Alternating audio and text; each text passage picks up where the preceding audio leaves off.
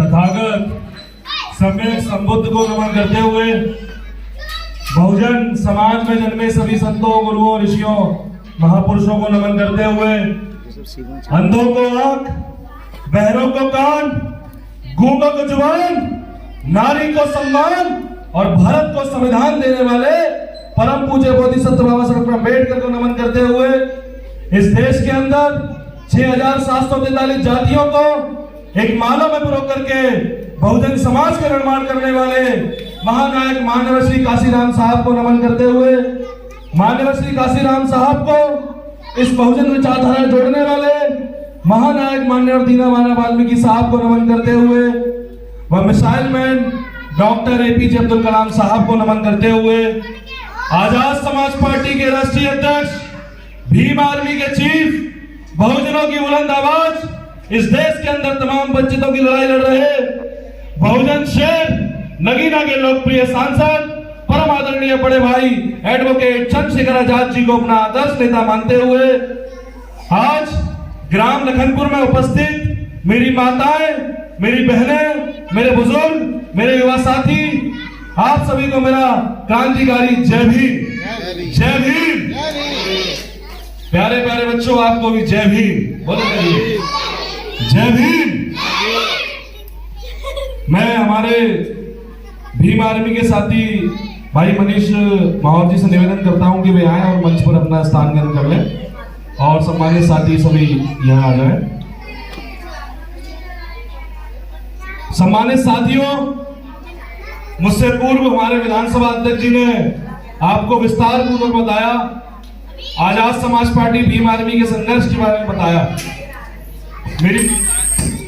मेरी माताएं बहनें बैठी हैं, मैं दो लाइन उनको समर्पित करता हूं कि महिलाओं का जीना आसान नहीं होता, दुनिया में अगर पैदा कोई भीम नहीं होता। कि महिलाओं का जीना आसान नहीं होता, दुनिया में अगर पैदा कोई भीम नहीं होता। मनुवाद की गुलामी से सदा घूंघट की आड़ में रोती महिला, फिर सर उठाकर जीना आसान नहीं होता। बाबा ने तोड़ा है तेरे हाथों की बेड़ियों को, वरना कलम चलाना आसान नहीं होता। और नहीं बनती कोई महिला डीएम, सीएम और पीएम अगर बाबा ने संविधान लिखा ना होता। आज इस देश के अंदर, इस भारत के अंदर श्रीमती इंदिरा गांधी जी इस देश की प्रधानमंत्री बन पाई तो सिर्फ और सिर्फ बाबा साहब अम्बेडकर के संविधान के वजह से बन पाई। वो खुद कहती थी कि बाबा साहब का संविधान ना होता, मैं किसी चूल्हा चौका कर रही होती, मुझे कभी इस देश का प्रधानमंत्री बनने का मौका नहीं मिलता। उत्तर प्रदेश में 4 बार रही आदरणीय बहन कुमारी मायावती जी उत्तर प्रदेश की मुख्यमंत्री बन पाई तो सिर्फ और सिर्फ बाबा साहब अम्बेडकर के संविधान की वजह से बन पाई। पर सम्मानित साथियों, बहुत दुख का विषय है, बहुत परेशान होने का विषय है कि आज वो संविधान खतरे में है। बच्चों शांत हो जाओ, लास्ट में टॉफी लेके जाऊंगा, ठीक है। संविधान खतरे में है। भारत का संविधान जो बाबा साहब अम्बेडकर ने अपने 4 बच्चे कुर्बान करके हमको दिया, वो संविधान खतरे में है। वो संविधान क्या है? वो संविधान है, इस संविधान हमको अधिकार देता है, हमको बोलने का, पढ़ने का, लिखने का, दिखने का, रहने का, कहने का, ये सारे अधिकार हमको कोई देता है तो भारत का संविधान देता है। संविधान कोई किताब नहीं है, संविधान कोई दस्तावेज नहीं है, संविधान हमारी सांस है। अगर हमारा शरीर हम है तो संविधान हमारी सांसें हैं, पर वो संविधान खतरे में है। सम्मानित साथियों, 1950 को बाबा साहब अम्बेडकर ने बोला कि मेरे समाज के लोगों, मैंने आज रानी के पेट का ऑपरेशन कर दिया है, अब राजा रानी के पेट से पैदा नहीं होगा, जिसके वोट ज्यादा होंगे वो राजा बनेगा। तो वोट हमारे ज्यादा है, राजा कोई दूसरा बन के बैठा है। तभी माननीय श्री काशीराम साहब ने बाबा साहब के बाद कहा कि मेरे समाज के लोगों, आपको हुक्मरान बनना पड़ेगा, आपको राजपाट लेना पड़ेगा, क्योंकि जो कौम राजा होती है उनकी बहन बेटियों पर अत्याचार नहीं होते, जो कौम राजा होती है उनके अधिकारों को कोई छीनता नहीं है, जो कौम राजा होती है वो मान सम्मान स्वाभिमान से जीती है, जो कौम राजा होती है उनके भाइयों को मूंछ रखने पर नहीं मारा जाता, जो कौम राजा होती है उनके 7 साल के बच्चे को गला छूने पर नहीं मारा जाता, जो कौम राजा होती है उनकी बरात नहीं रोकी जाती, जो कौम राजा होती है वो मान सम्मान स्वाभिमान का जीवन जीती है, जो कौम राजा होती है वो गरीब नहीं होते हैं, जो कौम राजा होते हैं वो शान और शौकत से रहते हैं। ऐ मेरे समाज के लोगों, बाबा साहब अम्बेडकर ने आपको भारत का संविधान दे करके, भारत के अंदर लोकतंत्र दे करके आपसे बोला, क्या मेरे समाज के लोगों, जाओ अपने घर की दीवारों पर लिख दो तुम इस देश के शासक हो, तुम्हें इस देश पे राज करना है। पर हमारे लोगों ने आज तक के बाद नहीं लिखी। ये नतीजा हुआ, वो धन्य माननीय श्री काशीराम साहब है, इस देश के अंदर 4000 किलोमीटर साइकिल चला करके कन्याकुमारी से कश्मीर तक घूम करके इस देश के तमाम SC ST OBC के लोगों को जोड़ करके उनको एकजुट किया और बहुजन समाज का नारा दिया और कहा कि वोट हमारा, राष्ट्र हमारा, नहीं चलेगा नहीं चलेगा। जितनी जिसकी संख्या भारी उतनी उसकी हिस्सेदारी, कि जो बहुजन की बात करेगा वही देश पर राज करेगा। जब ऐसे नारे जिंदा थे तो हमारा बाबा साहब अम्बेडकर का मिशन भी जिंदा था। जब से वो नारे खत्म हो गए तो देखो पुरानी पार्टी का क्या हाल हो गया। देखिए पुरानी पार्टी का क्या हाल हो गया। जो 2006-2007 विधायक होते थे, हमारे लोगों के राजपाट होते थे, हम 4-4 मुख्यमंत्री होते थे, आज हमारी पुरानी पार्टी में एक विधायक नहीं बचा। क्या हुआ, क्यों हुआ? सोचने का विषय है। ये सोचने का विषय इसलिए है क्योंकि उन लोगों ने बाबा साहब अम्बेडकर की, माननीय श्री काशीराम साहब की विचारधारा को छोड़ दिया। विचारधारा क्या थी? माननीय काशीराम साहब ने कहा कि क्या है भाई, ठीक, इस देश में 85% लोग हैं जो इस देश के मूल निवासी हैं।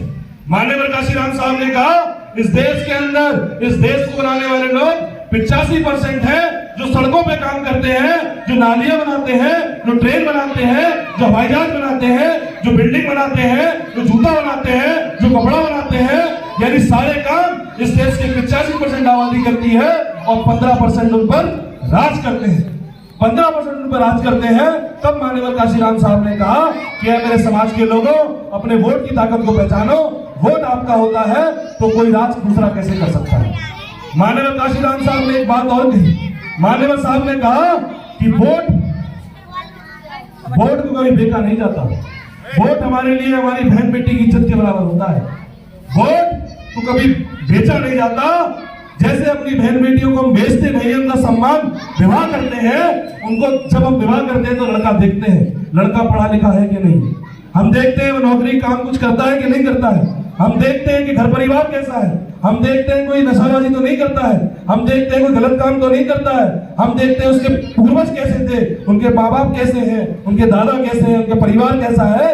तब देख करके हम कोई शादी करते हैं। तो माननीय काशीराम साहब ने भी आपको कहा कि उसी तरह वोट को भी ऐरे गहरे को मत दो। कोई आ जाए तो 70 रुपए के उसके लिए मत दो, कोई आ जाए तो लड्डू के लिए मत दो, और तमाम सारे लोग लालच के मत दो। वोट को जैसे अपनी बहन बेटियों को सम्मान से हम विदा करते हैं, इसी तरह वोट को भी अच्छे व्यक्ति को दो, देख कर दो। क्या वो आपका भला करेगा, क्या आपकी लड़ाई लड़ेगा, क्या आप पे अत्याचारों को तो बोलेगा। तब माननीय काशीराम साहब ने कहा कि वोट को सौंपा जाता है। और हमारे समाज के लोगों ने आज तक भी अपने वोट की ताकत को नहीं पहचान पाया।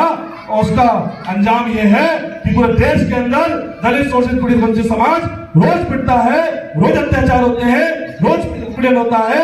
आपने देखा बहन मनीषा वाल्मीकि को हाथरस के अंदर 4 अपराधियों ने उसके साथ अत्याचार करके उसको जिंदा छोड़ दिया और पुलिस ने उसको रात में पेट्रोल डाल के जला दिया। कोई लड़ने वाला नहीं आया, कोई बोलने वाला नहीं आया, कोई संघर्ष करने वाला नहीं आया। कोई संघर्ष करने वाला आया तो एडवोकेट चंद्रशेखर आजाद है। कोई लड़ने वाला नेता आया तो एडवोकेट चंद्रशेखर आजाद है और अपनी बहन के लिए न्याय की लड़ाई लड़ी। आज वो चारों आरोपी जेल में है। आपने देखा राजस्थान के अंदर भाई जितेंद्र मेघवाल को मार इसलिए मार दिया कि इस व्यक्ति ने मूंछ रख ली। मार इसलिए मार दिया कि इस दलित समाज के व्यक्ति ने, इस वंचित समाज के व्यक्ति ने मूंछ कैसे रख ली। उसकी लड़ाई किसने लड़ी? तो एडवोकेट चंद्रशेखर आजाद ने लड़ी। हमारे राजस्थान में इंदर मेघवाल को 7 साल के बच्चे को मात्र घड़ा छूने मार दिया। उसने अपने हेडमास्टर घड़ा छू लिया। पूरे देश के अंदर हम देखते हैं, मेरा फोन सुबह से लेकर रात तक बजता है। पूरे आगरा के अंदर इतनी घटनाएं, इतनी एट्रोसिटी डेली होती है, आपको जानकारी नहीं है। रोज हमारी बहन बेटियों पर अत्याचार होते हैं, रोज हमारे भाइयों को मारा जाता है, हमारे बुजुर्गों का मान सम्मान पर ठेस पहुंचाई जाती है, हमारे युवाओं को प्रताड़ित किया जाता है। चौकी थानों में हमारी FIR नहीं होती है। ये सब क्यों नहीं होता है? क्योंकि हमारे पास राजपाट नहीं है। हम लोग राजा नहीं है, हमें राजपाट की तरफ बढ़ना पड़ेगा, क्योंकि बाबा साहब अम्बेडकर कहते हैं पॉलिटिक्स इज द मास्टर की, यानी राजनीतिक सत्ता ही एक ऐसी चाबी है जो आपके सारे दुख तकलीफ खत्म कर सकती है। हमारे लोगों को समझना पड़ेगा, उनकी आज लड़ाई कोई पूरे देश में लड़ रहा है तो एडवोकेट चंद्रशेखर आजाद जी लड़ रहे हैं। पूरे देश में कोई संघर्ष करता हुआ नेता दिखता है जो लाठी भी खाता है, गोली भी खाता है और जेल भी जाता है, तो वो एकमात्र नेता है एडवोकेट चंद्रशेखर आजाद। आपको उनका साथ देना है, उनकी ताकत बनना है, उनके साथ खड़ा होना है। मैं विश्वास दिलाता हूं आप लोगों को, बहुत दिन दूर नहीं जब इस देश के अंदर हम पहला दलित प्रधानमंत्री भाई एडवोकेट चंद्रशेखर आजाद को बनाएंगे। बस आपको साथ खड़ा होना है। और यकीन मानिए, चंद्रशेखर आजाद जी कहते हैं कि ऐसा नोट नहीं बना जो आपके भाई को खरीद ले, ना बिकूंगा, ना रुकूंगा, ना झुकूंगा और अपने समाज की लड़ाई ऐसे ही लड़ता रहूंगा। अब तो वो सांसद हो गए हैं, पर सांसद बनने से पहले भी आप देखते हैं पूरे देश के कई अंदर में घटना होती है, कहीं कोई उत्पीड़न होता है, कहीं कोई एट्रोसिटी होती है, तो कोई बोले ना बोले, कोई लड़े ना लड़े, कोई साथ दे ना दे, पर एडवोकेट चंद्रशेखर आजाद उसके साथ खड़े होते हैं। भीम आर्मी उसके साथ खड़ी होती है, आजाद समाज पार्टी उसके साथ खड़ी होती है। यानी अब इस देश में सबको पता है कि पुलिस आए ना है, विधायक आए ना है, पार्षद आए ना है, प्रधान आए ना है, पर भीम आर्मी के लोग जरूर आएंगे, आजाद समाज पार्टी के लोग जरूर आएंगे, एडवोकेट चंद्रशेखर आजाद जरूर आएंगे। आपको तो ताकत ही देगी। सम्मानित साथियों, कोई भी लड़ाई सड़कों से नहीं लड़ी जाती, कोई भी लड़ाई सड़कों से नहीं लड़ी जाती। देश में लोकतंत्र है, लोकतंत्र में संविधान है, संविधान में संसद की व्यवस्था है, संसद में जाते हैं सांसद, सांसद बनते हैं वोटों से, वोट मिलता है पार्टी को, और पार्टी वो जो बाबा साहब अम्बेडकर की विचारधारा को लेकर चले। इस देश के अंदर पूरे देश के अंदर एकमात्र पार्टी आजाद समाज पार्टी है जो बाबा साहब अम्बेडकर की विचारधारा को लेकर चल रही है। मेरा आप लोगों से निवेदन है, अब पुरानी पार्टी छोड़िए, उन लोगों ने बाबा साहब अम्बेडकर का मिशन खराब कर दिया, माननीय काशीराम साहब का त्याग खत्म कर दिया, माननीय श्री काशीराम साहब ने अपना पूरा जीवन समर्पित करके आपको एक पार्टी बना के दी थी। आज उस पार्टी की देखिए क्या हालत होगी। कोई नहीं बोलता है, उनके नेता कभी बीच में नहीं आते हैं, कभी आप लोगों के बीच में नहीं आते हैं, कभी संघर्ष करते हुए नजर नहीं आते हैं। संघर्ष करते हुए नेता नजर आते हैं तो एडवोकेट चंद्रशेखर आजाद नजर आते हैं। मेरा आप लोगों से निवेदन है, इस देश में अब आप लोगों को एक क्रांति बनानी पड़ेगी, आजाद समाज पार्टी को मजबूत करना पड़ेगा, भीम आर्मी को मजबूत करना पड़ेगा। मैं आपको यकीन दिलाता हूं 2027 में बिना आजाद समाज पार्टी के, बिना एडवोकेट चंद्रशेखर आजाद के हम सरकार नहीं बनने देंगे, नहीं बनने देंगे और नहीं बनने देंगे। बस आपको ताकत देनी पड़ेगी। हम वो करके दिखाएंगे जो अब तक नहीं हुआ। आप लोग सोच रहे होंगे कि इतनी जल्दी ये लोग मुख्यमंत्री बनने के ख्वाब देख रहे हैं, आप लोग सोच रहे हो इतनी जल्दी प्रधानमंत्री बनने के ख्वाब देख रहे हैं, तो आप देखिए ये हमने नगीना में करके दिखाया, बिजनौर में हमने करके दिखाया। एडवोकेट चंद्रशेखर आजाद जी को रोकने के लिए तमाम सारी पार्टियां आ गई। भाजपा ने 2 दफा रैली कर ली, योगी जी 2 दफा रैली करने चले गए, वहां अखिलेश यादव ने 2 दफा रैली कर ली, वहां बहन जी ने कर ली, बहन जी के भतीजे ने कर ली, पर कोई भी एडवोकेट चंद्रशेखर आजाद को रोक नहीं पाया, क्योंकि उनके साथ भीम आर्मी के कार्यकर्ता है, उनके साथ आजाद समाज पार्टी कार्यकर्ता है जो अपना पूरा जीवन समर्पित करके भी इस मिशन को आगे लेके जाएंगे। मेरा आप लोगों से निवेदन है, आप लोग इस विचारधारा को मजबूत करें। ये नन्हे मुन्ने बच्चे बैठे हैं, इनका भविष्य खतरे में है। जे लोग सवाल पूछेंगे आपसे आने वाले 10 साल बाद कि मेरे पिताजी, मेरे बड़े भाई, जब इस देश में आरक्षण खत्म हो रहा था, जब इस देश में संविधान खत्म हो रहा था, इस देश में लोकतंत्र खत्म हो रहा था, हमारी बहन बेटी में अत्याचार होता था, तो आप लोग क्या कर रहे थे? तो हम तो कहेंगे खुल के कि हम आप लोगों की लड़ाई लड़ रहे थे, संविधान बचाने की लड़ाई लड़ रहे थे, अब आप लोगों को भी लड़ना पड़ेगा। तो मेरे साथियों, मेरा भाइयों, मेरा बहनों, मेरा आपसे निवेदन है, आप इस मूवमेंट को मजबूत करें।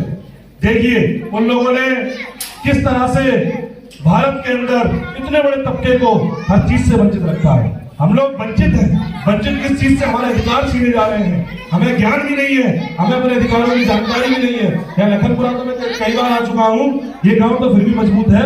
आप जाइए सैया की तरफ, आप जाइए खेरागढ़ की तरफ, आप जाइए जगनेर की तरफ, देखिए क्या हालत है हमारे लोगों की, देखिए क्या हालत है उन लोगों की। यहाँ तो आप लोगों की संख्या ज्यादा है, जहाँ हमारे लोगों की संख्या नहीं है, उनकी आवाज तक नहीं निकल पाती। उन पर रोज अत्याचार होते हैं, रोज उत्पीड़न होते हैं, रोज उनकी सेनेटर छुट्टी होती है, उनकी लड़ाई लड़ने वाला कोई नहीं आता। उनके लड़ने वाले आते हैं तो आजाद समाज पार्टी के लोग, भीम आर्मी के लोग और भाई चंद्रशेखर आजाद जी आते हैं।